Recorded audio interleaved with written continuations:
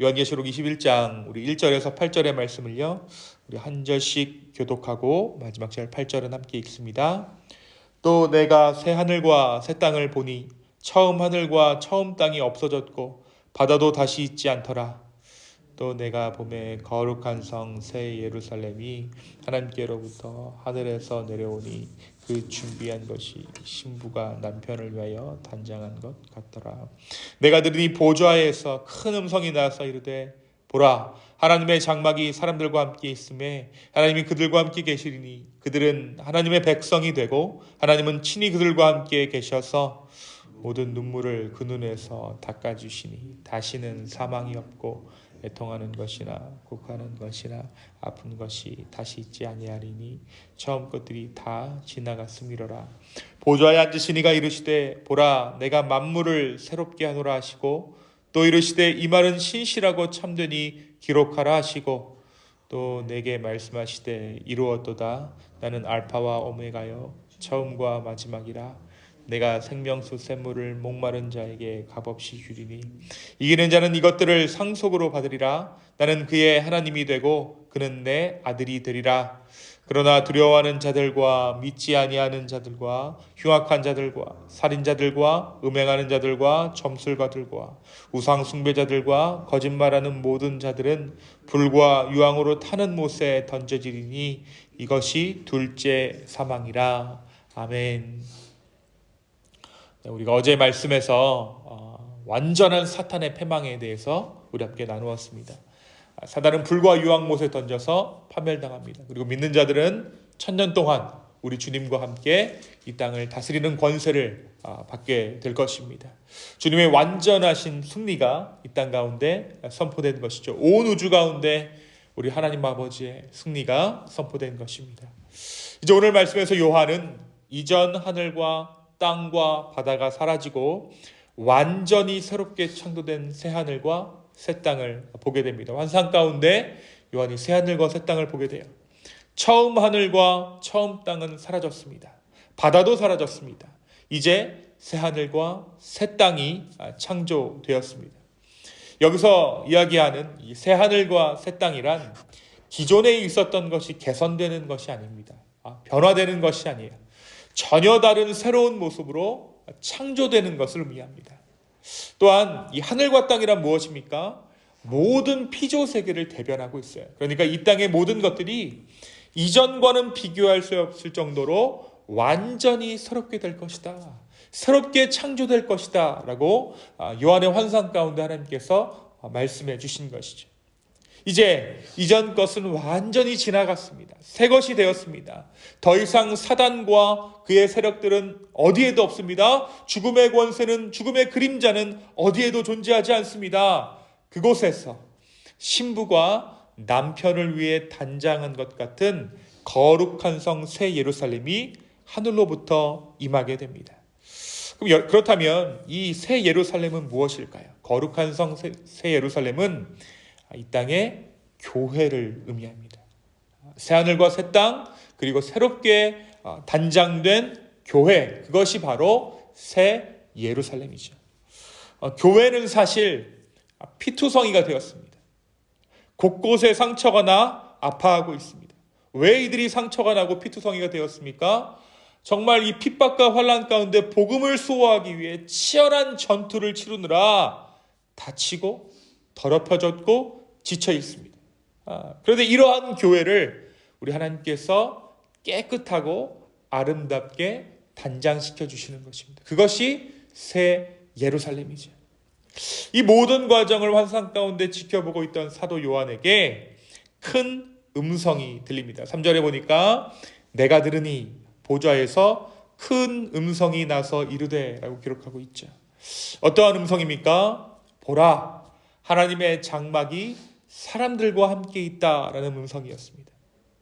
여기서 등장하는 장막이란 구약에서 등장하는 성막과 성전을 의미하죠. 성막은 하나님께서 이스라엘 백성들을 광야 가운데서 만나주실 때 그 처소가 바로 이 성막이었습니다. 이 성막은 이스라엘 진영 한 가운데에 설치되어 있었죠.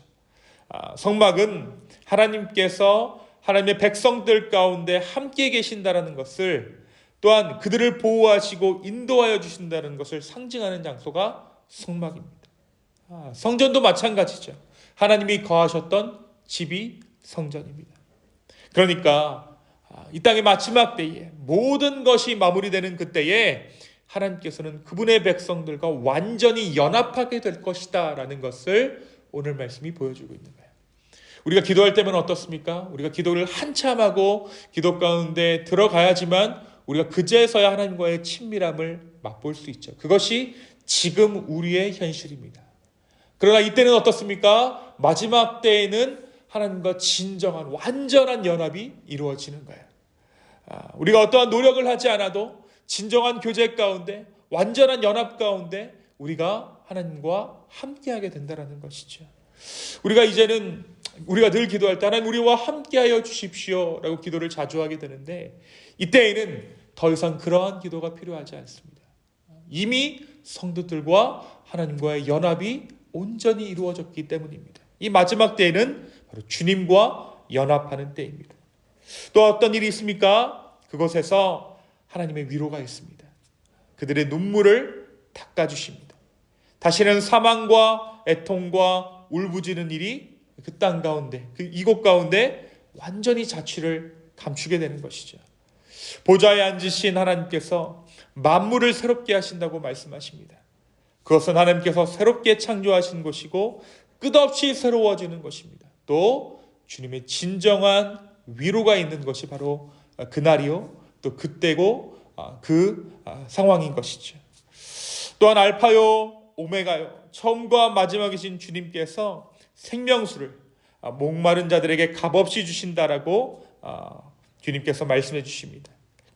이기는 자는 이것 또한 상속으로 받게 될 것입니다. 그러나 자기의 권세를 가지고 연약한 자를 억압하고 그들의 것을 빼앗아 치부하는 자들, 말과 행동으로 다른 사람들을 괴롭게 하는 자들, 세상의 즐거움과 쾌락의 마음을 빼앗겨 하나님의 백성으로부터 신실한 삶을 잃어버린 자들은 하나님 나라에 들어갈 수 없을 것이다 라고 오늘 말씀이 기록하고 있습니다. 우상 숭배자들이나 점치는 자들 역시 주님의 나라에 들어가지 못합니다. 세상을 두려워하여 믿지 않고 거짓되게 살아간 모든 자들은 불과 유황으로 타는 못에 던져지게 될 것입니다. 이것이 곧 둘째 사망입니다. 사랑하는 성도 여러분, 오늘 말씀은 우리에게 무엇을 말해주고 있습니까? 우리는 오늘 말씀을 통해서 하나님께서 요한에게 그리고 오늘날 우리들에게 이 요한계시록을 주신 이유를 비로소 깨닫게 되는 것 같아요. 하나님께서 왜 이 요한계시록을 우리 가운데 허락해 주셨는가? 왜 이 계시를 요한에게 주셨는가? 하나님께서 우리 성도들에게 입에 담기조차 두려운 마지막 심판에 대한 경고의 말씀을 주신 것은 우리들에게 겁을 주려는 것이 아닙니다. 경각심을 주려는 것도 아니에요. 오히려 용기를 주시려고, 새 힘을 허락하시려고 이 계시와 환상을 요한에게 주신 것이죠. 고난 가운데서도, 목숨이 위협받는 가운데서도 끝까지 믿음을 지키는 자들에게 허락해 주실 새 하늘과 새 땅을 말씀해 주시기 위해 요한 계시록을 우리에게 주신 것입니다. 다시 말해, 너희들의 고난이, 너희들의 아픔이 실체가 있다라는 거야. 우리 성도들이 신앙을 지키기 위해 감당해야 하는 모든 고난들은 우리에게 새 하늘과 새 땅을 주시려는 하나님의 계획 안에서 이루어질 사단과의 전쟁에서 필연적으로 따르게 되는 일련의 과정일 뿐이라는 것입니다. 우리의 고난과 우리를 향한 핍박의 종착지가 새 하늘과 새 땅이라는 것이죠. 그것이 바로 요한계시록 21장을 통해 우리가 확인할 수 있는 부분입니다. 사랑하는 성도 여러분, 이제 우리는 이 계시록 말씀을 묵상할 때마다 쓸데없는 두려움이나 음모론에 마음을 빼앗길 필요가 없습니다. 이 계시록은 승리의 찬가요, 역전의 하나님을 만날 수 있는 그러한 말씀이기 때문입니다. 오늘 이 계시록을 우리에게 주신 주님께 감사할 수 있는 우리 모두 되기를 예수님의 이름으로 축원합니다. 두 번째 오늘 말씀은 우리에게 영원하고도 온전한 위로의 소식을 전하고 있습니다. 주님께서 이 마지막 날에 무엇이라고 말씀하십니까? 4절에 보니까 모든 눈물을 그 눈에서 닦아주시니 다시는 사망이 없고 애통하는 것이나 곡하는 것이나 아픈 것이 다시 있지 아니하리니 처음 것들이 다 지나갔음이로라. 주님의 위로가 기다리고 있다는 것이죠. 우리는 예수님을 믿음으로 말미암아 하나님의 상속자로서 하나님의 백성이 되었습니다. 하나님의 자녀가 되는 권세를 누리고 있습니다. 하나님께서 늘 자녀된 우리와 함께 하시며 우리의 눈물을 닦아주신다는 거예요. 이 위로는 때와 상황을 가리지 않습니다. 언제든지 위로가 필요할 때면 주님은 기꺼이 우리를 위로해 주십니다. 이것이 이미 승리한 자, 이것이 하나님의 상속자들이 누리게 되는 특권인 것이죠. 오늘 이 아침 주님의 위로가 필요하다면 기꺼이 주님께 나아가시기 바랍니다. 주님께서 우리의 모든 아픔과 슬픔을 헤아리실 뿐만 아니라 세상이, 사람이 줄 수 없는 참된 위로를 우리의 삶 가운데 허락해 주실 것입니다. 오직 우리 주님께 우리의 상한 마음을 아뢰 수 있는 놀라운 은혜가 저와 여러분의 삶 가운데 있기를 예수님의 이름으로 축원합니다. 이 시간 함께 기도하시겠습니다. 사랑과 은혜가 충만하신 하나님 아버지 감사합니다. 오늘 이 아침 우리의 마음을 주님께 드립니다. 우리의 상황을 주께 드립니다. 주님, 때로는 넘어지고 때로는 정말 슬프고 어려운 마음들이 있지만 오늘 이 아침 주님의 참된 위로를 기대하며 또 그 위로에 대한 확신을 가지고 아버지 앞에 나아갑니다. 주여, 우리의 믿음을 끝까지 지킬 수 있는 그러한 마음들을 우리 가운데 허락하여 주시옵소서. 우리는 의지가 약하고 정말 때때로 시시때때로 우리의 마음이 흔들리지만 오늘 이 아침 주님께서 굳건한 믿음 주시기를 간구하오니 마지막 때에 아버지 앞에 온전히 충성할 수 있는 우리 모두 되게 하여 주시옵소서. 그리하여서 하늘나라, 하나님 나라를 유업으로 받는 그런 놀라운 축복이 우리의 삶 가운데 있을 수 있도록 주여 우리의 삶에 은혜 더하여 주시옵소서. 주님, 다시 한번 우리의 삶을 맡깁니다. 주여 내 삶을 받아 주시옵소서. 감사합니다. 이 모든 말씀 예수님의 이름으로 기도하였습니다. 아멘.